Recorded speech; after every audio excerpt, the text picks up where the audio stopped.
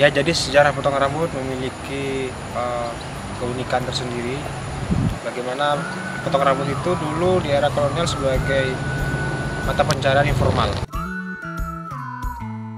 Perihal memotong rambut memang tidak dapat dipisahkan dari seorang pangkas rambut yang menjual jasanya. Bahkan rambut merupakan bagian terpenting bagi manusia karena dianggap sebagai mahkota untuk mengekspresikan model atau suatu gaya saat berpenampilan sebagaimana yang diinginkan. Untuk berpenampilan seperti apa yang diinginkan selain dari pakaian, maka perlu juga memperhatikan gaya rambut, sehingga seseorang perlu menyesuaikan atau menjadi perhatian yang khusus dalam berpenampilan. Saat ini, pangkas rambut sudah menjadi pekerjaan yang sangat menjanjikan untuk suatu bisnis jangka panjang karena manusia juga membutuhkan jasa tukang cukur untuk merapikan rambut.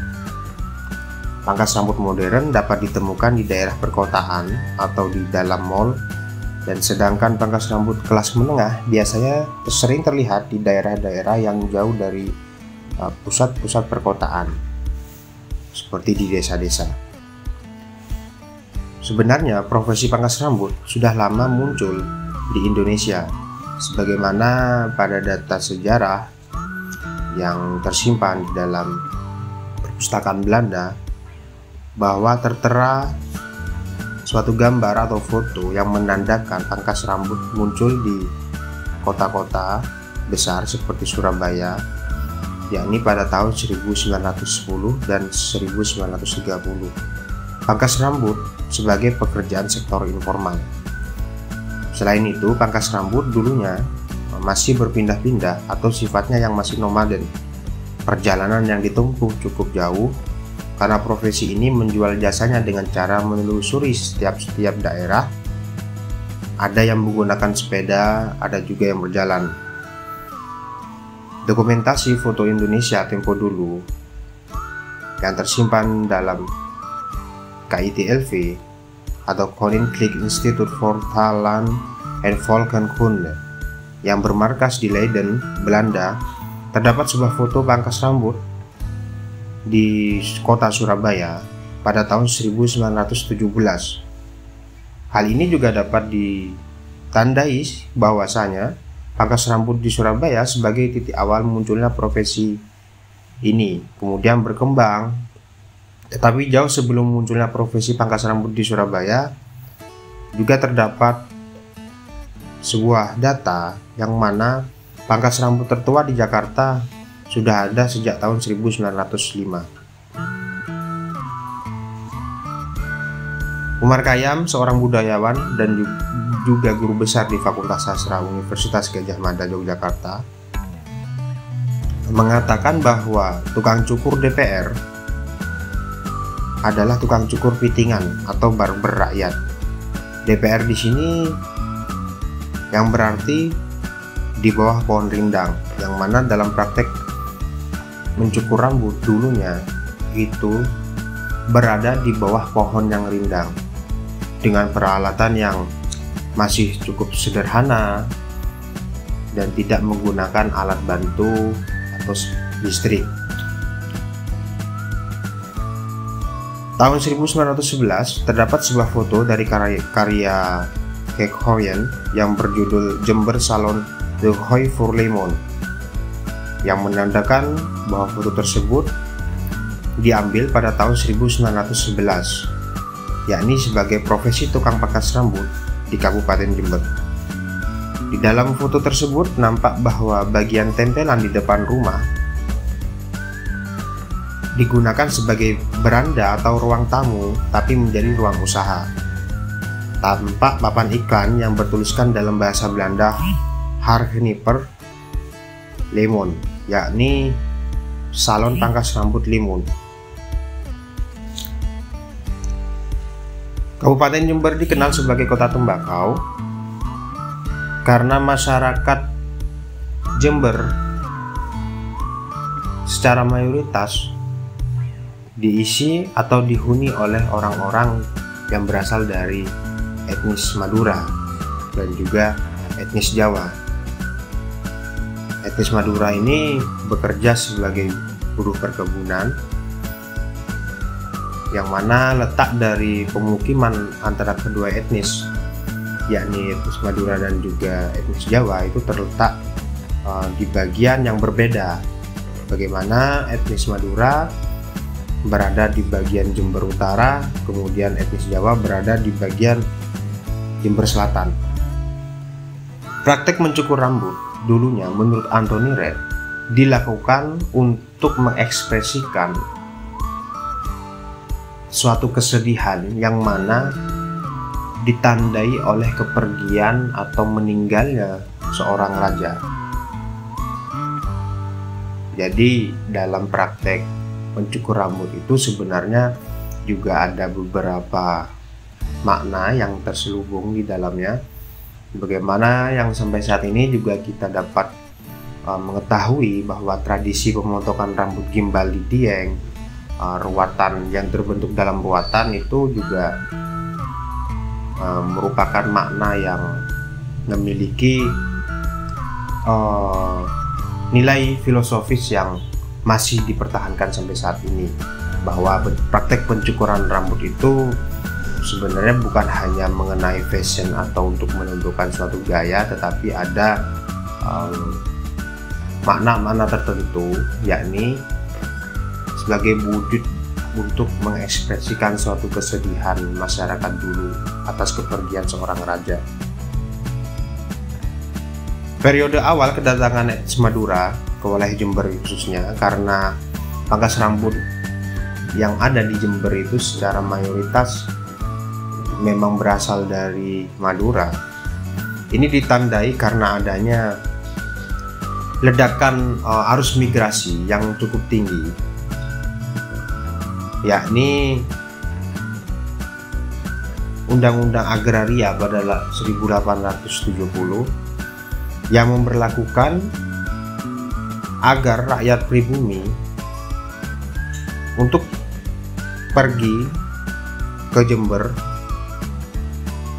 dengan mempekerjakan mereka sebagai buruh perkebunan yang akan diberikan hak milik atau eigendom. Akan tetapi undang-undang tersebut sebenarnya hanya untuk memuluskan jalan pemodal asing agar dapat berinvestasi di Hindia Belanda, dan keuntungan besar hanya dapat dirasakan oleh kaum pemodal. Keberadaan pasar yang mulai banyak karena mobilitas yang cukup tinggi juga menjadi peluang bagi orang-orang yang ingin mencari penghasilan sebagai pekerjaan sampingan. Di sini masyarakat tersebut yang kemudian pergi ke Kabupaten Jember, beberapa masa kemudian memilih mencari nafkah di sektor informal. Salah satunya seperti penjual sate, penjual soto, dan juga tukang cukur itu sendiri. Akibat perluasan pasar di berbagai daerah, aktivitas-aktivitas perdagangan juga sering dijumpai oleh masyarakat dalam setiap harinya. Pembangunan pendidikan yang ada di Jember juga memiliki pengaruh untuk menjadikan Jember sebagai kawasan yang maju dan berkembang. Mengenai tren model rambut pada era 1980-an hingga 1990-an, gaya-gaya yang masih tren dipakai oleh masyarakat Jember itu dikenal dengan gaya Mandarin dan gaya Abri. Gaya Abri di sini adalah model rambut yang menyerupai bentuk rambut itu seperti anggota militer, yang mana di sini kita dapat ketahui bahwa di tahun 1980 hingga 1990 memang kekuatan militer di situ di Indonesia khususnya memang sangat dominan, sehingga juga turut mempengaruhi gaya dari masyarakat sendiri dalam menentukan fashion dalam model rambut. Nah, pada tahun 2000 hingga saat ini, model rambut tersebut mulai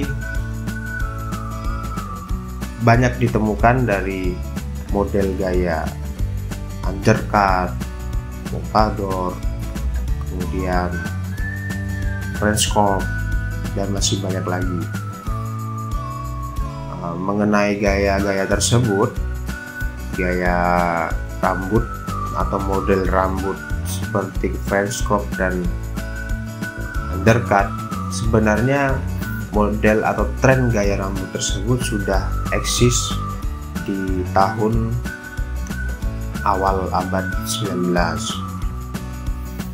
karena kan ekspansi militer kolonial Belanda yang datang ke Indonesia, Hindia Belanda khususnya, menggunakan model rambut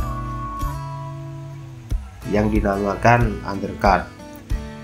Model undercut tersebut memiliki gaya yang cukup berbeda dari model-model lainnya, karena bagian pinggir kiri kanan itu dicukur dengan tipis dan kemudian bagian atas dibiarkan panjang, sehingga model gaya rambut tersebut dipakai oleh tentara kolonial Belanda.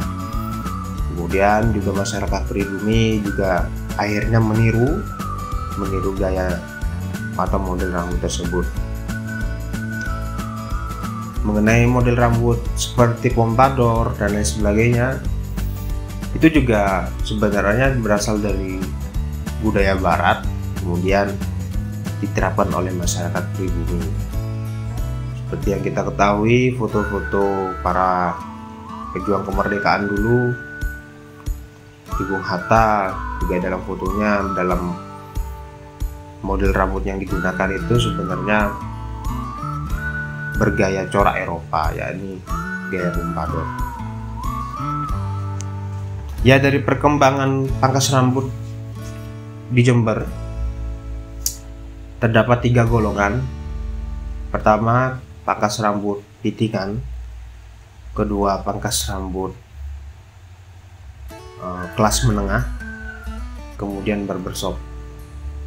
Di era 1950 hingga 1990, pangkas rambut pitingan atau kelas bawah ini memang cukup banyak ditemukan, karena pangkas rambut kelas menengah ini memang lebih terjangkau dari segi harga. Kemudian pada tahun 2000 hingga 2004 sudah ada yang menggerakkan atau yang mempunyai usaha pangkas rambut kelas menengah. Kelas menengah di sini yakni sudah menggunakan alat-alat clipper yang menggunakan tenaga listrik. Kemudian dalam praktek mencukurnya tidak lagi di bawah pohon rindang. Hingga selanjutnya pada tahun 2005 sampai saat ini muncul gaya baru dari profesi pangkas rambut, yakni biasanya disebut barbershop. Barbershop di situ lebih menampilkan dari segi pelayanan yang cukup mewah dan istimewa, dan juga peralatannya yang cukup canggih, sehingga menentukan pasar tersendiri. Jadi kalangan muda biasanya itu mencukur rambut di golongan pangkas rambut yang nomor 3, yakni barbershop, karena dari penampilan barbershop itu lebih menekankan bahwa fashion itu memang sangat dibutuhkan oleh para pemuda. Berbeda dengan pangkas rambut kelas bawah atau pitingan dan juga kelas menengah yang bangsa pasarnya adalah orang-orang tua. Meskipun tidak seluruhnya pasar tersebut hanya digunakan oleh orang tua, tetapi juga ada beberapa dari kalangan muda yang masih menggunakan jasa mereka.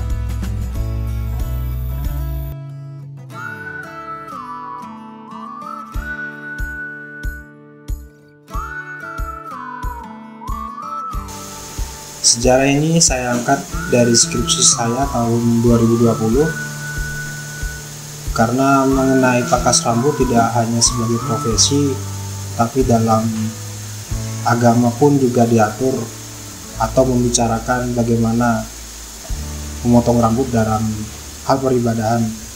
Selain itu, dalam ritus-ritus kebudayaan juga pemotongan rambut juga diatur, sehingga rambut bukan hal yang sepele, tetapi juga bagian dari puzzle sejarah, yakni perjalanan dari masyarakat kecil atau masyarakat lokal yang membentuk peradaban mereka sendiri dengan profesi yang mereka pegang.